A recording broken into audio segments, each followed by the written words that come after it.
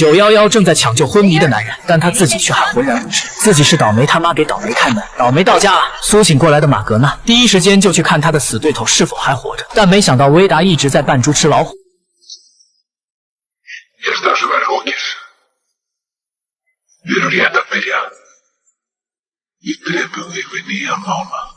惊慌中，马格纳管不了其他，抬腿就跑。可离开后的他却来到了山顶，对着一只猫头鹰大声辱骂，责怪他的不负责任。对方似乎听见了他的诉求，急速的俯身而下，同时周围的物体也发生了奇妙的变化。一阵风暴过后，马格纳进入了另一时空，象征力量的光球浮出水面，先知老人也凭空出现，并说马格纳的身体里流淌着雷神索尔的血脉，但要想彻底击败巨人族，目前他一人的力量还远远不够，他还需要有自己的武器并组建新的团队。之后，先知说出寻找猪队友的接头地点和暗号，最后还安慰他说书中的预言一定会实现。随着一阵口气飘过，马格纳也离开了幻境，回到了自己的家中。此时他觉得自己的身体发生了变化，全身的肌肉变得异常的丰满。既然自己流淌着雷神索尔的血液，那就应该有把霸气的雷神锤啊！于是就开始手绘画起了草图。与此同时，威达也回到家召开了紧急会议，并且告诉家人他没有能力杀死马格纳，因为对方不仅拥有不死之身，还能召唤雷电。如果想要对付他，必须全家人拿上各自的上古神器才行。可儿子此时却突然回来，要和家人划清界限。千百年来，他早已厌倦了打打杀杀的生活，如今他要与网友奔现，展开属于自己的全新人生。转观马格纳这边已经抵达了接头地点，运用接头暗号找寻着自己的猪队友。西北玄天一朵云，